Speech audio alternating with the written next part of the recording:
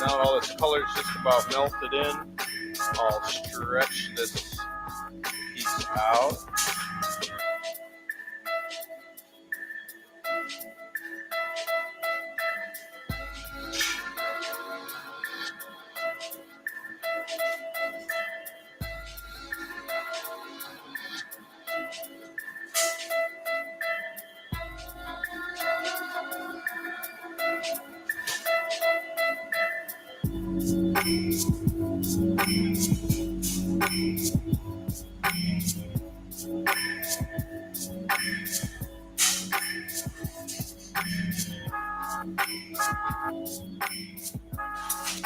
So that's one long strand of color. I really don't need that much, but it's kind of just as much as the smallest amount I kind of can do with that method. Smallest rod, one little gather. It's just how far you can stretch it. This is going to cool down in just a couple of seconds to the point that I can touch it and hold it. So it'll go from that 2,000 degrees down to room temperature here in just a couple of minutes. I'm going to start up the piece that it's going to get attached to, and then I'll get started here. So first I'll heat up the rod.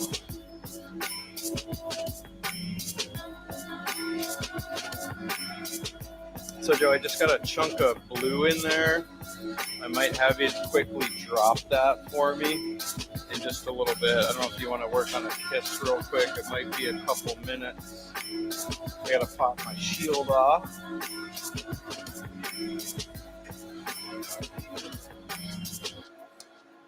No, yeah. Okay, so I'll heat up the end of the blowpipe here. That's the first step, is making sure the blowpipe is hot enough. You guys look cool in the front, so I wanted to warm you up a little bit by taking that shield off of there. People can warm up and we get to cool down. It's a symbiotic relationship. People are always like, thanks for having this open. Not a problem. Not a problem. Joe's going to make one of our candy kisses. So it's just, we do.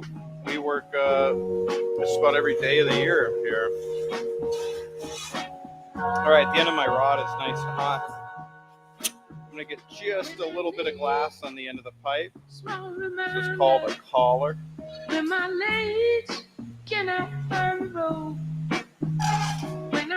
I'll blow a little bubble. With my burden, so my bed is tired and pop it. All these questions I've collected. So now I have what we call a collar of clear. It's a setup to then pick up a chunk of white that I have preheating inside of a pickup oven. This way the white doesn't stick to the pipe, and then everything after that gets a little bit of that color in it. So it's just a way of putting like a sleeve of clear over the pipe.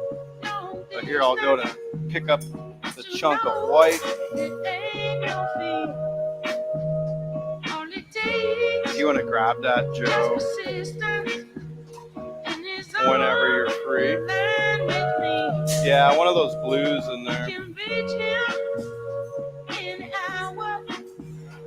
Yeah, the biggest one. And I gotta dust this off here a little bit.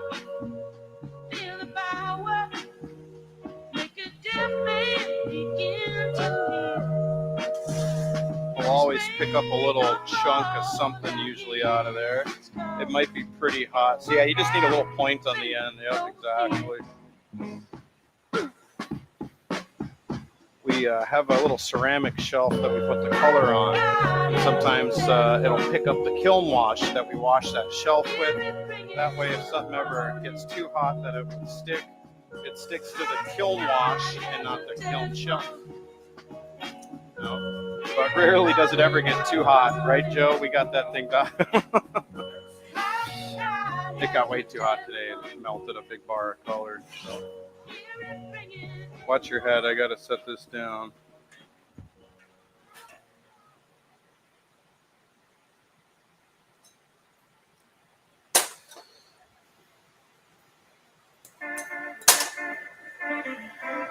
my dust on there was a little too stuck on there, so I snipped it off. That way it's got nice pure white on there. This is a chunk of enamel white, which is a really dense, bright white.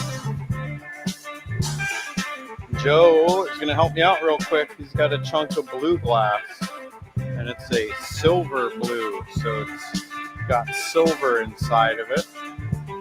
And a lot of my work revolves around combining silver and gold in the colors because they react with one another and they create a really pretty color. Just going to pull my socks up here. Doesn't taste like candy corn. It looks like candy corn. You are right, but it does not.